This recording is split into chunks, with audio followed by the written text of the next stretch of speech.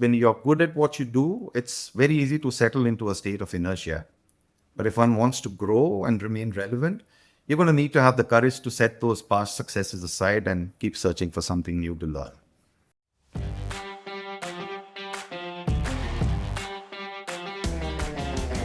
Welcome to Behind the Screens, conversations with background screening pros. I'm Les Rosen, your host, and I'm excited to have you here. On this podcast, we chat with the people who know the background screening world inside and out. Executives, industry experts, legal pros, and more. We dive into their personal stories and insights to give you a real look at what's happening behind the scenes. Whether you work in the screening industry or are just curious, Behind the Screens bring you the real, unfiltered conversations from the people who make it all happen. Stick around for stories you won't hear anywhere else.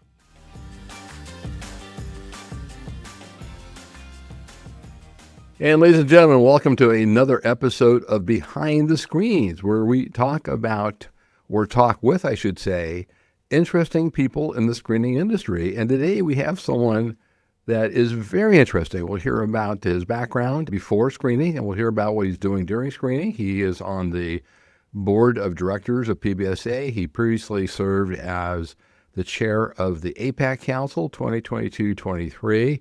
I'm sure we're going to have some interesting comments and observations. It's my pleasure to present today's guest on Behind the Screens, Mr. Chetan Desai. Chetan, welcome. Thank you for having me, Les. It's a pleasure being here. No, my pleasure.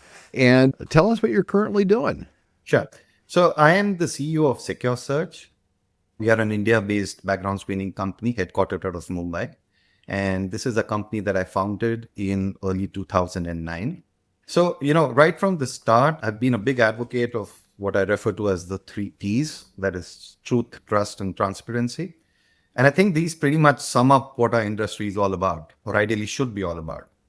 So besides managing the strategic growth of our company, my job at SecureSearch essentially is to keep our teams pointed in that direction and to try and get them to raise the bar every day. And now we have about 16 years of experience behind us. So in the last couple of years, we have expanded our services into international screening, and a fair bit of my time and efforts are currently directed towards that. So what was your path to becoming a founder and chief executive officer of a screening company?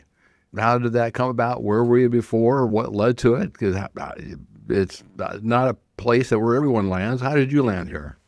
So I began my career, interestingly, with the Indian Army in 1989. And this was after I graduated from the National Defense Academy, which as a point of reference is India's equivalent of West Point. And then another year spent at the Indian Military Academy. So I served for 12 years, and that included multiple operational and counterterrorism deployments. I am a certified weapons instructor. I am a mountain warfare instructor. And I happily also got the opportunity to go back to my alma mater, the National Defense Academy, as a member of the military training faculty then. And after hanging up my boots, my first job on City Street was with a company called Network Security Solutions. That is an information risk management company. If I can be honest, Les, the initial transition from life in uniform was not the easiest to start with. But fortunately, I had a great boss at NSS. His name is Jagdeep Kero, who himself is a veteran from the Special Forces. And a lot of credit to him for showing me the ropes. Next, I joined a company called Quest Research in Mumbai. This was another great company to work in. And its founders, they are Yogesh, Scott, John, and Mike Schott. These are some of the finest minds I've had the opportunity to work with. And I'm just lucky to have them as friends and mentors to this day. So interestingly, when I joined this company, I was initially considered for being part of their due diligence team.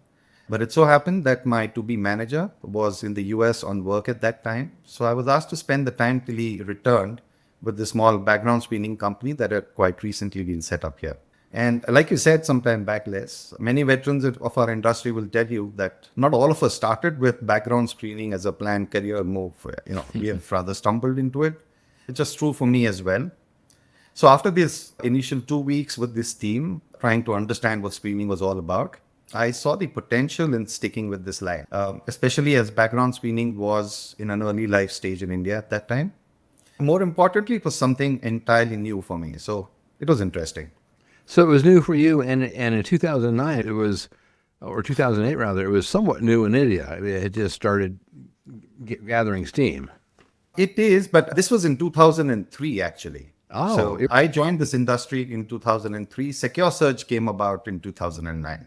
okay. Oh, interesting. So yeah, so this company was called Quest Research, and I began my background screening journey with them, and that ended up being nearly a 6 year stint.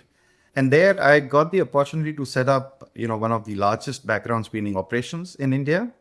We started with a team of 10, and 6 years later, we were a team of upwards of 1,000. So, yeah, that was a great learning experience, a fantastic experience that I had operationally during that time. So, this time, like you said, it was pretty new in India and it had its funny moments too. I mean, I say funny now, but at that time, it was quite frustrating. The concept of screening was so new in India that a lot of times we were fielding inquiries from people when explaining to them that what we did was not selling window screens and blinds for their houses. So that's how new this concept was in India at that time. I mean, and it's similar to the U.S. as well because people tell stories in the U.S. when they first went to a court to get a record, and the court said, "Why do you need this record? Who are you? Background screening?" And I imagine it was the same thing there too. Yeah. From court to court, and then some courts were computerized, and some had paper notes. I mean, it's just it takes a while to develop that infrastructure, right? Yeah. The early days, those are the growing pains, I think, in any industry. And we had to go through that cycle. I mean, some would call it painful. I just call it a learning experience. So yeah, I'm glad I went through that. A couple of years into the journey with this company, we were acquired by First Advantage. And this transition gave an entirely different experience. I had not worked in a multinational environment earlier. So the experience here was about working and managing expectations in a multinational environment. And I had been fortunate to grow within the ranks of our company as we grew. And eventually I served as the Chief Operating Officer for West Asia at First Advantage. Wow. And I subsequently moved to set up SecureSearch. And here I am, 16 years into this leg of my journey.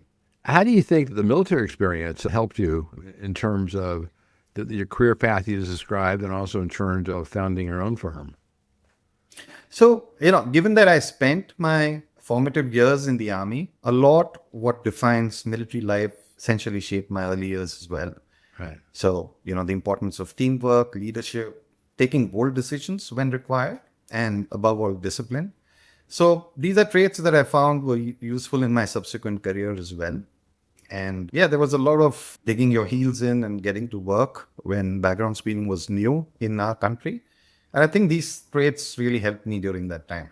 That's interesting. I mean, I know a lot of background firms that really put an emphasis on hiring veterans, really for the reasons you just described: the teamwork, the camaraderie, the unit cohesion. You take an assignment, you tackle it. So there's all those advantages. Yeah, those were absolutely essential and really helpful during the early years. Oh, that's interesting. In fact, those are habits very difficult to shed even now. So as much as, we are approaching that time where you need to be taking things a bit easy, I just find it, the drive, the goal still remains. Oh, that's fantastic. Did I understand you say that the school you went to is considered the West Point of India? That's right. Oh, that's fantastic. So is that a 4-year program, or how does that work? So it is a 3 year program. And like I said, so the National Defense Academy is essentially a joint services institute. So we have cadets from the Army, Navy, and the Air Force trained there. And once we're done with our 3 years there, we go to our respective academies. The Army folks go to the Indian Military Academy, which is where I went. And similarly, the Air Force and the Navy guys go to their respective academies. So it's 4 years, but 3 years at the National Defense Academy. And for me, 1 more year at the IMA. Wow, that's a solid background. That's fantastic. Thank you. So as you describe your career path and the various things that you learned, not only in the military, but in screening, I'm sure there's many, but is there a particular lesson that you learned early in your career that has stuck with you, that comes to mind as something that really made an impression on you as you developed your career? Sure, Les. In fact, I would have more than one, but yeah, they kind of related. So for one, the lesson I learned, if I were to think back on the early years in background screening, one of the first things I learned is that we need to be able to accept change, and not just accept it, but rather embrace it, because change is inevitable. So, you might as well be ready to look out for the opportunities that accompany them. The other thing is that everything is always evolving, and one needs to always keep an eye out for what's coming up around the bend and then be prepared for it. The earlier you do it, I think the better prepared you are. And that sometimes will lead us to think outside the box. That's an ability I think everyone should actually make a part of their own DNA. It just helps you evolve into a better thought leader. And, since my early days, there's one thing I've always been concerned about, and that is stagnation. So in my experience, when you're good at what you do, it's very easy to settle into a state of inertia. But if one wants to grow and remain relevant, you're going to need to have the courage to set those past successes aside and keep searching for something new to learn. So yeah, that's my 2 cents worth. No, I mean, and that's all. And that particularly applies to background screening because it's just not an occupation where the rules ever stay the same. So you have to have that mindset, that adaptability, that training to go and say, okay, we have to do something new today, or there's a new requirement, or whatever it takes. Right. Show us the cup, by the way. I love that cup. That's the company cup.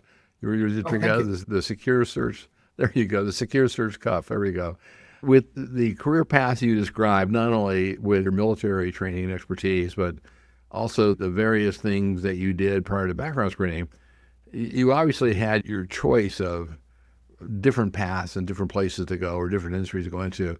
But what drew you to the background screening industry in terms of not only starting a firm, but as we'll talk about in a little while, getting heavily involved in PBSA? What was your passion about, or what drives you to this particular industry? And honestly, Les, if you had asked me in 2003 when I was starting out in this industry, if I would still be here 2 decades later, I don't think I would have been able to answer that question. Mm-hmm. And here we are in 25, still talking about our industry. So for me, there is something about the very nature of what we do that, draws all of us in. For one, I strongly believe that what we do is incredibly important. We facilitate decision-making that helps keep people safe, that makes workplaces safer. The other thing is, there is something new to learn all the time. A lot of what we do, I'd reckon around 80% of it is pretty clear-cut and mostly driven by processes or nowadays even automation. However, it's the other 20% that, forces us to apply ourselves, make decisions, maybe even deal with the occasional curveball. I think for me, that is what makes coming to work every day very interesting. That's interesting, yeah, because I don't know, there aren't that many industries that have, you said it at 30-70, which sounds right to me, but aren't that many industries that have that 70% of what you do can change on a dime, right? Right. Absolutely. And, then there are the people in our community. I think you'll agree with me, Les, that ours is one of those unique industries where people, even competitors, collaborate and work well with each other. I've met some amazing people in our space over the past 20-something years. Made some great friends and also found some mentors along the way. So I suppose it's the nature of what we do. We are centered around people, and that's what makes us think and work the way we do. Well, let's jump ahead. I'm going to change the order of what I normally ask a little bit, but you talked about the people you work with. You have a really outstanding career, for example, with PBSA. Tell us about that. Ever since I joined PBSA, which was way back in 2017. Now, before I got into PBSA, I did not quite understand what PBSA's role was vis-a-vis our industry. And I think it was called NAPBS back then. But once I joined as a member, I think my journey in the screening world has been influenced by PBSA in so many ways. For one, the network that we build in PBSA is just such a strong one. And personally for me, it has helped me collaborate with folks from across the globe. This is a place where I've found trusted partners for our international screening program. We've been able to successfully expand our international screening reach through strategic partnerships. And similarly, our services are made available to a number of international partners where, those who need services in India or the Asia Pacific region. PBSA has very vast knowledge repository, and you get to learn from experts from various regions, domains. I essentially encourage everyone I meet to make use of it, to learn more about how screening works in various parts of the world. Well, and you really got involved. I mean, my sense is wherever you do, you really do it, because you joined in 2017, and by 2022, 5 years later, you had risen through the ranks and you were chair of the APAC, Asian Pacific region. Tell us about that. So, ever since I joined, I knew I wanted to be involved in whatever way I could. So there were clearly benefits that I could see in it. So immediately after joining, the very next year, I threw my hat in the ring for the council leadership nominations. And I was elected as the secretary of APAC Council. We had secretaries those days. So yeah, I was elected as the secretary. And the next year, I was the chair of membership committee for APAC. That was followed by 2 years as the chair-elect. This was during the pandemic, so we had taken a conscious decision to not change the leadership structure during that time. I had the opportunity to serve as the chair of APAC Council in 22-23. Councils, as you know, is where the action is. So we're involved in creating educational content, increasing membership, execute the strategic plan, and essentially plan for our annual conference, which is a big event for us. And the following year, I got the opportunity to join the board of directors, and I'm currently in my second year of the board, on the board. And what's your term on the board then? I think it is now 3-year terms. It's a 3-year term. Yeah, That's yeah. right. Well, good for you. So, right, it's an honor and a sentence because it's 3 years of hard work, in addition to everything else you do in your life, professional and personal, right? Yeah, no, it is hard work for sure. And like you said, the time difference is a big part of it. But I think being a part of the board, it's an extremely humbling experience. I mean, you meet so many members who are stalwarts of our industry. I've met some great leaders here, just the opportunity to work with them, understand how they think, and be part of deliberations with them. I think that's just very fulfilling, an absolute honor. And the national conference, if I recall, is in Anaheim at the end of October. Are you going to be able to fly out for that? Yes, I will be there. Okay. I'm going to be It's a there. bit of a Hope to see you commute. there. It's not right. I mean, that must be Right. how many hours from Mumbai to Los Angeles? With the stopover, that would be about 22, 23, just under a day. Wow, that's a lot of movies you can watch. After you cross the threshold of about 8 or 10 hours, I think it's all the same after that. It's all It the doesn't matter. same. All right. It's really interesting that you were a membership chair before you started your career path towards chair. How was that experience? I assume that you had to call all the background firms you can identify in not only India, but throughout APAC and talk about any PBS, now PBSA, and convince them of joining and the advantages. Describe that. How did that work out? Calling was one part of it. What we did, because we realized that because of regional differences, language differences, even time differences, we kind of broke it down to regions, and the leadership team within the APAC Council took up responsibility for certain regions. And we did some mail blasts, we did some personal calling, a lot of help from the staff back in PBSA and from the headquarters. And it was a concerted effort. And there's a lot of explaining you have to do to people on why they should join or why they should rejoin. But I think we had a very successful year. We took our numbers up by maybe about 15 odd through the year. I don't remember the exact number, but we had some good. Oh, that's people great. Yeah, because it's not always intuitive to someone why they should join an association or what this is all about or what's in it for me or why should I, talk to my competitors and all those kind of objections. That so there's a lot of good conversations, I would assume.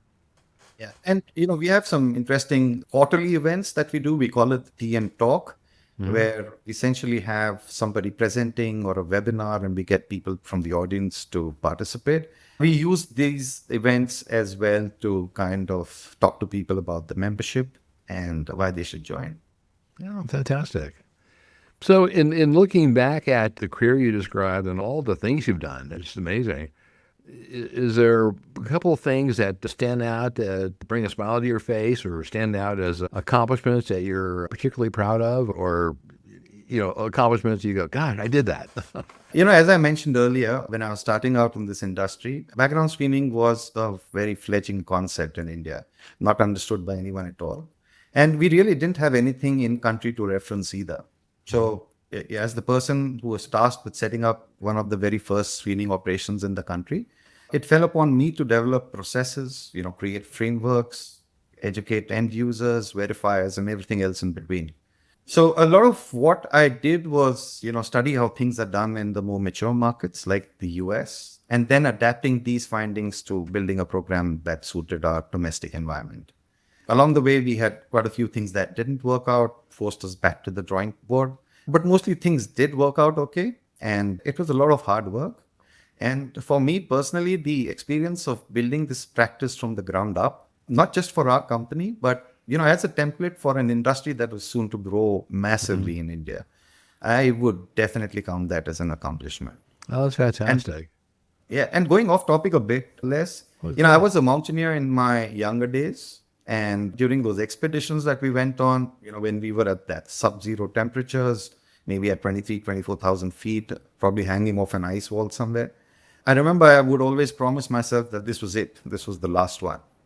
But then, when you're up on the summit, you just know you're signing up for the next one as soon as it comes up. So I use this analogy for my background screening journey as well. 6 years after setting up, the practice at Quest, when things had just about settled into a routine, I decided to venture out on my own and start SecureSearch. So it was back to the starting line for me, and this time with the added pressures that come with being an entrepreneur. But I think looking back, last 16 years, I think all that hard work, sleepless nights, they've all been worth it. So for me, I think it is this need to build things all the time to help create the next generation of leaders. I think that's what keeps me Wow. excited. I mean, that's such a great analogy too, because if you're climbing, 24,000, that's an 8,000 meter mountain. That is a big, massive mountain, and you're geared up, and you're geared up and roped in, and dangerous things can happen. And then when you finally summit, that's I know the feeling. You're way up, you're going, what am I doing here? And then when you finally summit, you go, oh, wow, this is great. What's the next mountain? What's the next route? 24,000 would be closer to the 7,000 range. I don't want the serious mountaineers saying, "Oh, he did a 8,000," because Okay, 8,000 is kind of a big deal in the mountaineering circle. right. So Then you're in the death zone, right? Yeah. the 8,000ers take their peaks very seriously. Yeah. So yeah, I don't want to, you know, No, no, default. I totally understand. I missed it. With a 7,000 meter, I mean, that's, 21,000 feet. That is one big mountain, right? Oh, they are big and they're dangerous and they're fun. Wow. That is really amazing. I mean, I haven't, my mountaineering career is anything close to yours. I've done, tallest I've done is Mount Whitney, which is the highest in the lower 48, and that's only 14,500. And it's non-technical. It's just a long walk in thin air.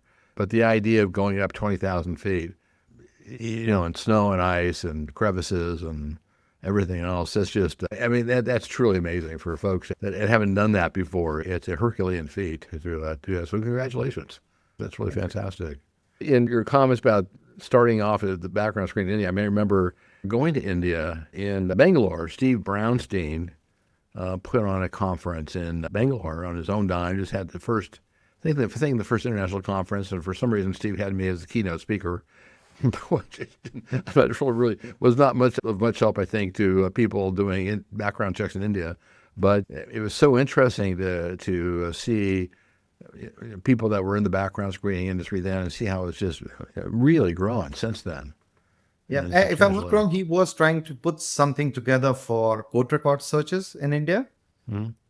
Yeah, I was part of one of those meetings in Bangalore. Yeah, I remember that. Yeah, fantastic. So before we run out of time here, let's move away from background screening a little bit and let's go to life beyond screening. Other than putting your life at risk by climbing tall, dangerous mountains, all right, what do you do for fun, or what are your interests and your hobbies outside of background screening? All right. So, sports and fitness have always been a big part of my life. So, time permitting these days, I love hitting the gym, going for a run, or maybe even a game of squash with my boys. And if possible, I try and catch a round of golf or maybe hit the driving range on weekends. The other thing I am really passionate about is my music, more specifically audio gear. So I'm a bit of a purist when it comes to, that all-inclusive pitch perfect sound. I can happily spend hours comparing, specs of audio equipment, or I visit audio stores to discuss speaker crossovers on weekends with shop. These shop owners, by the way, are, incredibly knowledgeable people and always happy discussing such stuff with people like us. So yeah, and Hey, as Carlos, much as I hate to admit you, so sorry, you're an audiophile.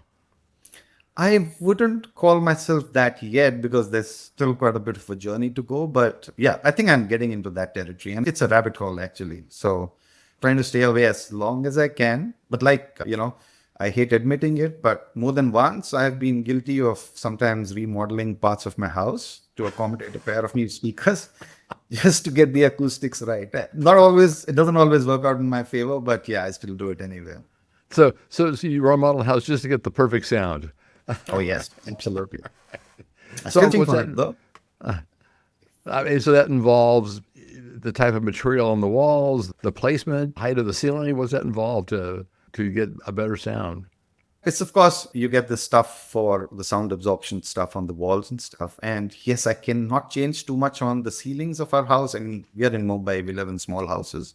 But yeah, I can pull down some walls and remodel them. So So you must I've have a done that. real. I've promised my wife I won't do it again. Hopefully I stick to that promise. Is that like promising yourself when you go up a mountain, you're never going to do Yeah. another mountain again until you summit? I did not think of it that way, but yeah, I'm seeing a pattern here now. All right. That's incredible. So you must have, I mean, a really good ear for music to be able to compare sound I systems. Yeah, I do. In fact, I'm a bit finicky. A lot of people find that a little odd. But if I'm in a place where there's loud music, louder than I would like to, I kind of stuff my ears with buds so I can keep my hearing on for longer than it would stay otherwise. So that begs the question, with all the interest and time and energy you spend with audio equipment, what type of music do you play on your audio systems? I think it's all kinds. Though I try and be very progressive about my music choice, I think I'm still stuck in the 60s. So it's a lot of rock, some jazz, a lot of classical. So yeah, that's generally what I gravitate towards. Well, you must have an interesting playlist of all sorts of different things. I am the unofficial DJ for all our APAC conference, yacht rides, and the events that we have. Yeah, I am the DJ for those There events. you go, folks. That alone is a reason to go to an APAC event to hear our guest be the DJ and pick the music and Chetan sound list. That would be fantastic. Now, you must come this year. We have it in a very interesting location. We have it in Bangkok, so it'll be fun. Try and make it if you can. I would love to.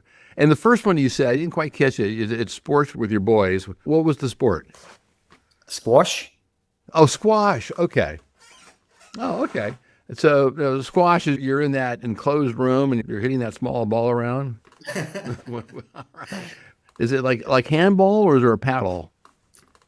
It's very different, actually. So I have not really played paddleball, so I won't know if I can compare Okay. them. But it's a racket sport. I mean, I think that's the only similarity you have with something like tennis or badminton. It's done using four walls. It's a very fast game. I could be factually wrong, but from what I know, it is second in terms of speed only after ice hockey.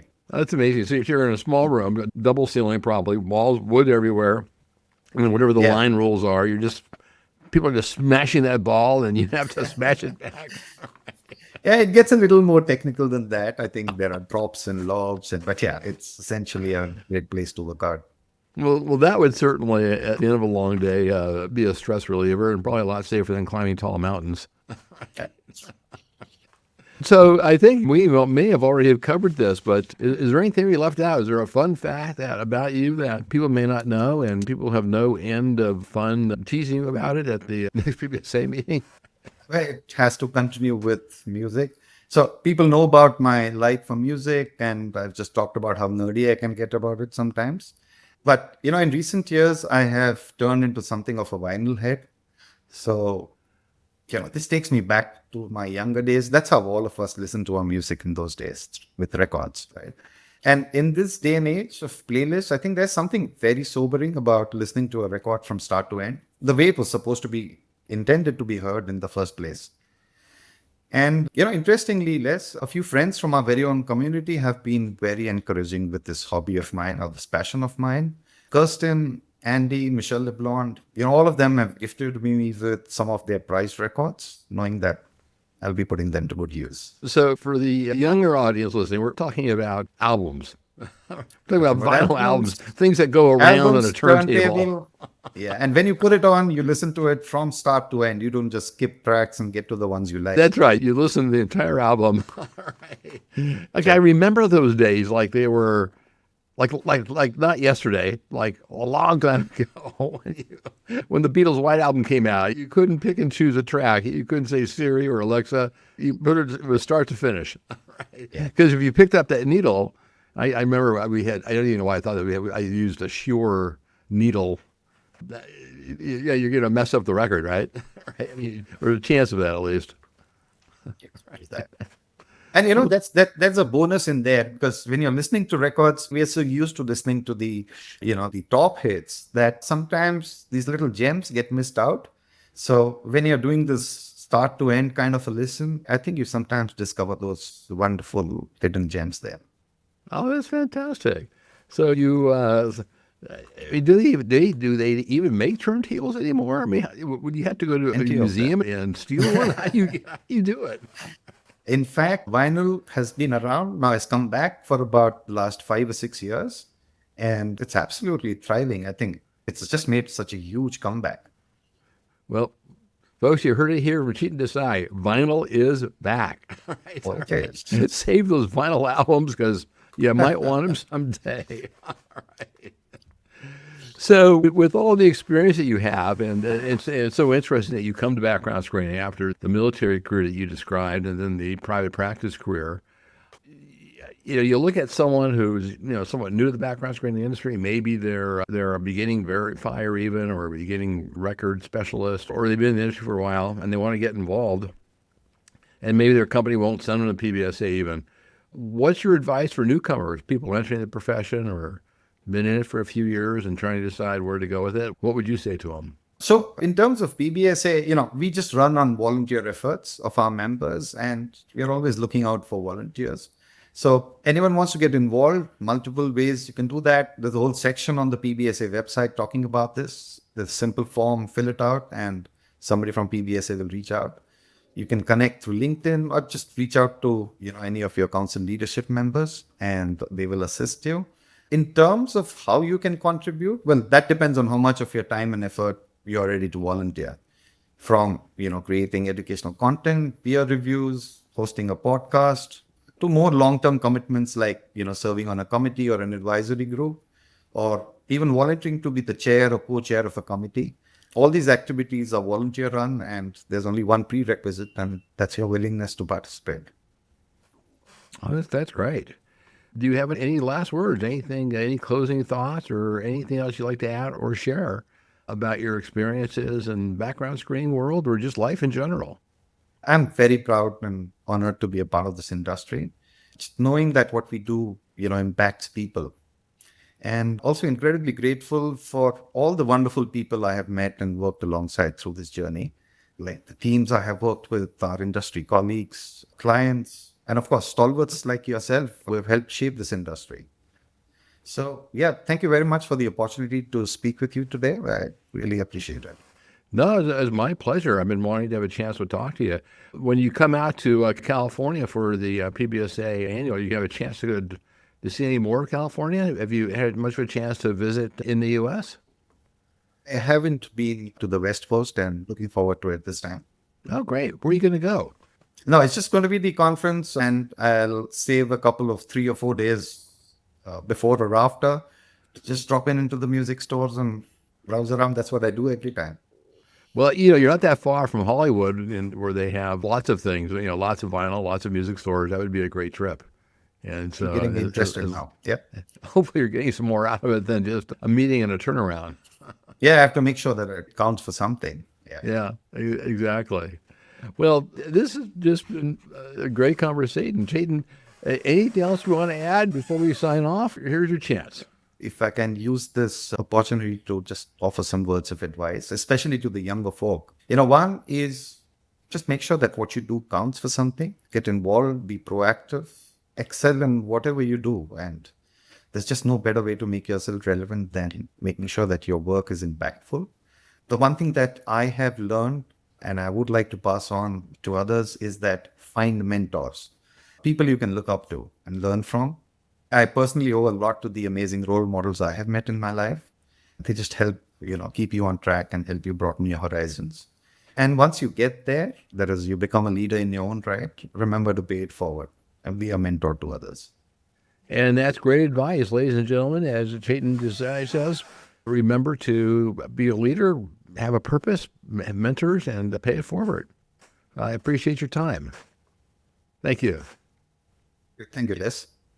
And ladies and gentlemen, this has been another great episode of Behind the Screens. Our guest today was Chetan Desai, the founder of SecureSearch and a member of the PBSA board, and a guy who has done some really, and is still doing some really interesting stuff. So if you see him at the PBA's conference, don't hesitate to hit him up for advice on audio equipment or how to climb a big mountain. Neither one, but probably not both together.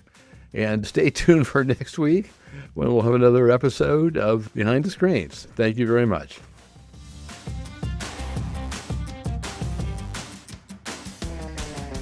All right, that was yet another wonderful conversation with a background screening pro. If you enjoyed today's episode, don't forget to hit subscribe so you never miss an update. And hey, if you got a moment, we'd love for you to leave us a review. It really helps get the word out. For more info or to catch up on past episodes, or to make suggestions or to suggest possible future guests, head over to our website. Once again, this is your host, Les Rosen, and it's been a pleasure to bring you another episode. See you on the next episode. Thanks.